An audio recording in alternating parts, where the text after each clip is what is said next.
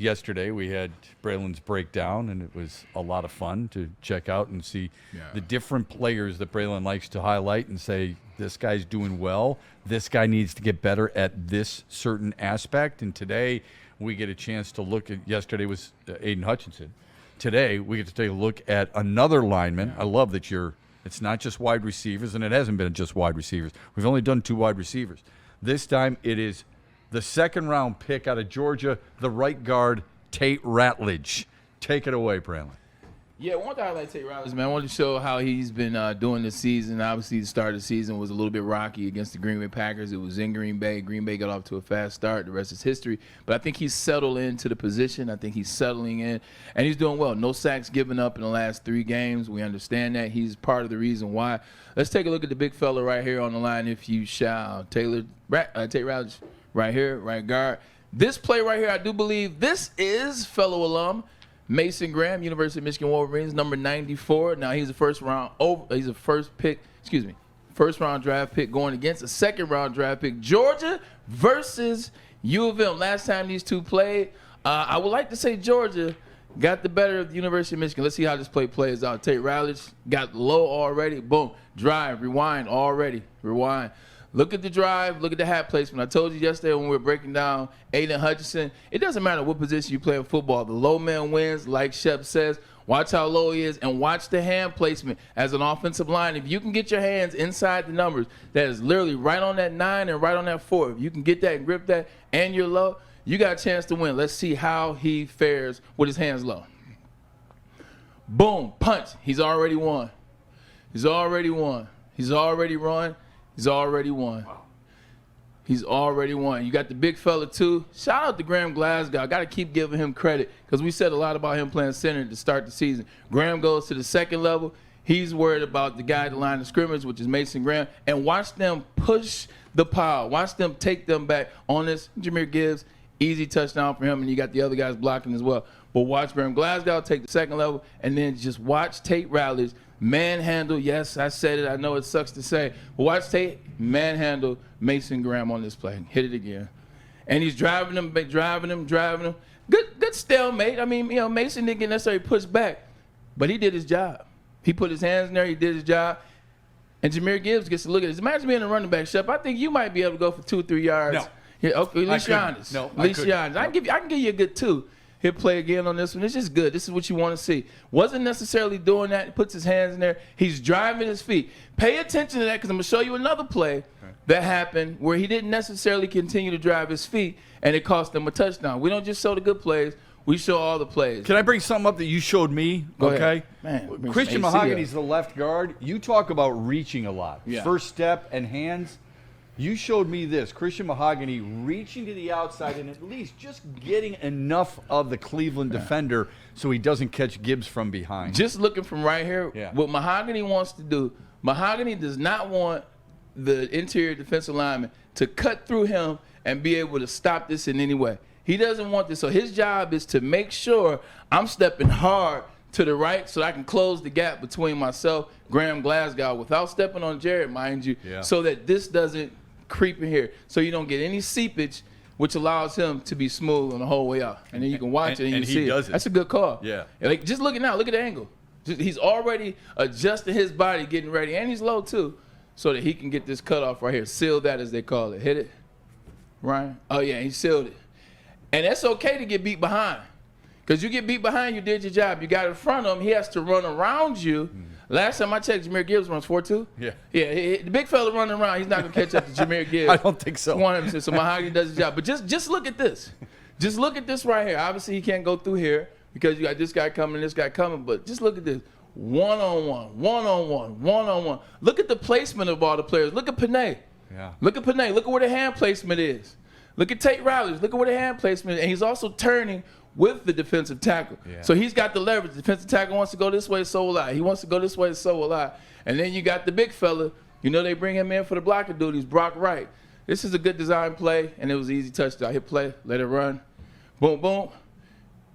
Amon-Ra St. Brown, of course. Like, they just don't even want any parts. Yeah. Like, go to the end of that if you would. It's really just look good. up here. Just look at the DB. I think this is Denzel Ward, who was the highest paid DB in the league at one point. He's just over it. He's just giving up.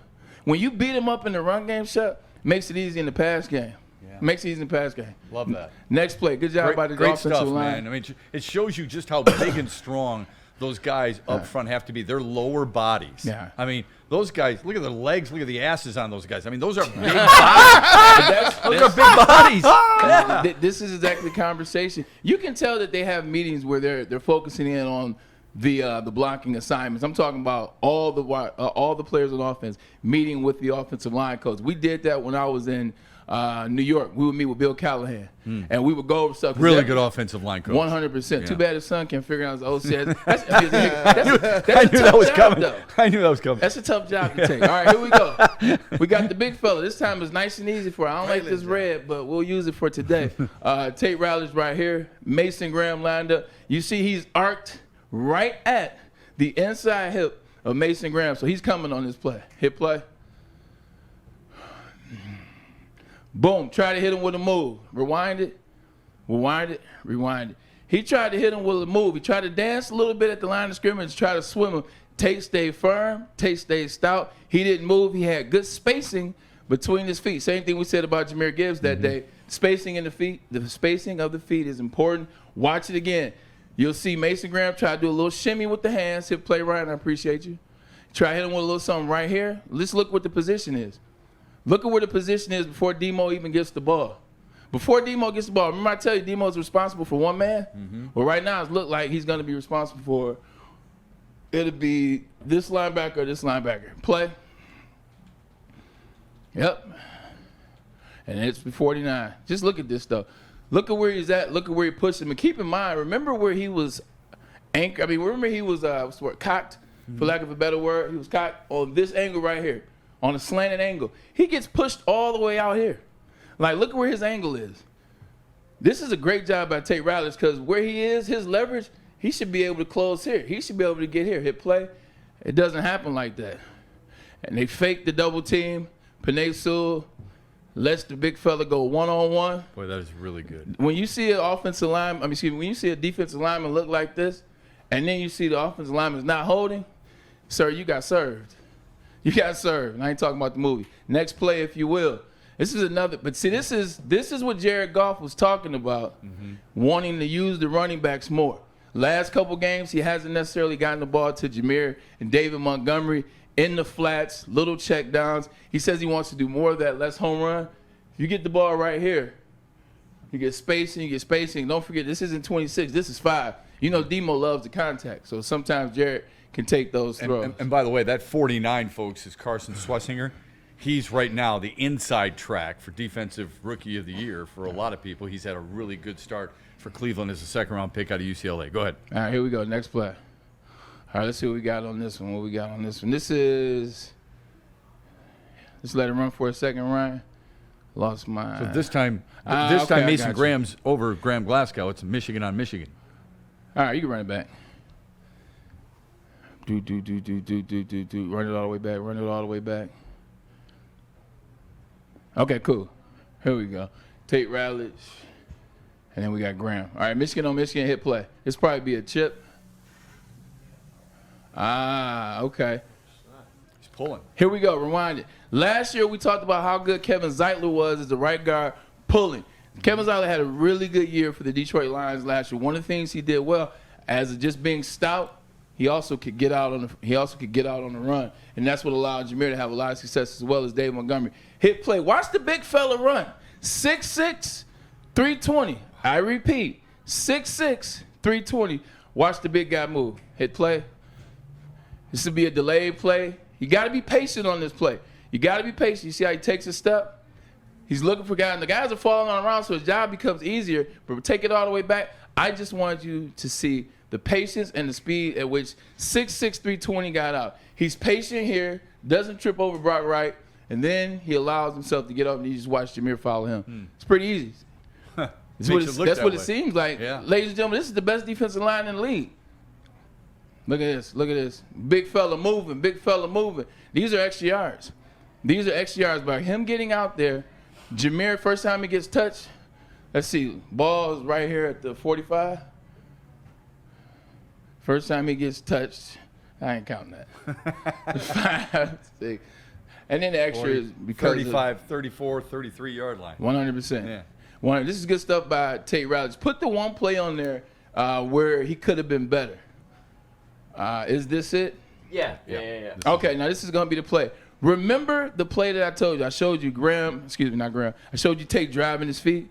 I showed you him staying low, staying engaged, driving his feet, led to the touchdown. This is what happened if you don't stay engaged. 49 is going to be Tate's guy. He's going to initially get Tate, but watch what happens. Hit play. Watch who makes the tackle. Watch who makes the play. You can just let the whole play, and then we'll come back. Boom, boom, gets the chip. He's got his guy, does his job. Oh! Rewind it back.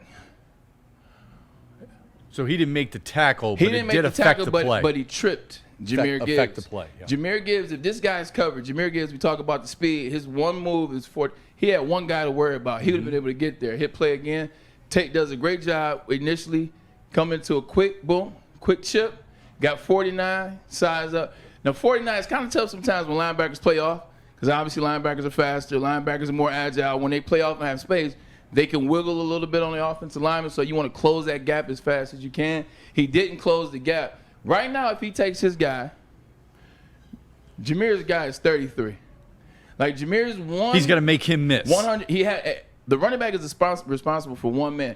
The safety in this play is who he's responsible for. You got this matched up. The backside's covered. You got this is covered right here. This is supposed to be sealed. Panay, you always know Panay is doing this thing. He's always sealed. This play is supposed to be him come here, him hit a little jukey, touchdown. That's what it should like. A little shake and bake. Because of him not being able to continue to run his feet, because he didn't close that gap, hit play. Watch the.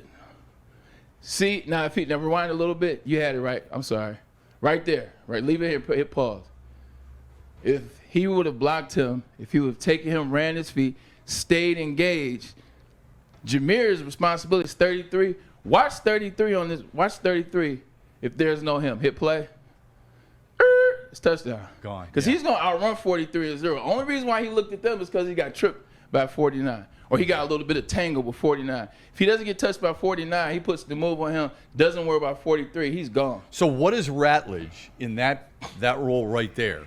What did he need to do better? He reached Schlesinger fine, but what didn't he do to complete the AF? Stayed on the chip too long, realistically. He did stay on the chip a little bit too long and allowed him to drag his feet. Just to get a quick pop. All he needed was a pop. Watch this. So the chip is on the DT. Yeah, the chip is on the D tackle. Right there. Now, he really could have went through that. Because you see where he's going? He's already passing. Which, if he's coming towards you now, that means that Graham Glasgow has turned him this way. That means that this is good. So he could have just came off a little chip and got two. I mean, I'm nitpicking right now, but when you're talking about an offensive line that's playing as well as them, taking it to the next level, little things like this, they're relevant. So yeah, if he would have got to him a little faster, got off this chip better, 49 would have been out the picture, 33 would have got shook, and to the house. It's to the house. Yeah. It's to the house on that one. That's so good. But this is good to see from your young fella that you can be coached within the game, because this play came before the other play. So you got a chance to see him grow within the game. So that's what you want to see from this offensive line. That's what you want to see from Graham Glasgow. Him too. But Tate Rowledge, he had big shoes to fill. Yep. He had huge shoes to fill. But he's done a really nice job with it. And there's, as you pointed out, there's no doubt that Penei Sewell has helped him. Graham Glasgow has helped him. I'm glad you brought up Graham Glasgow, just because if there was one player, I think a lot of people, after the Green Bay game, if there was one player people really took dead aim on, was Graham Glasgow, thinking that he was not up to the challenge of replacing Frank Ragnow, who is hard to be replaced. I mean, he's really irreplaceable. But, boy, he's settled in nicely. And I give that interior part. We know the tackles have been really good. Taylor Decker probably doesn't get enough credit. But the interior part of that offensive line has really done a nice job of coming together so far, anyway, the last 3 games.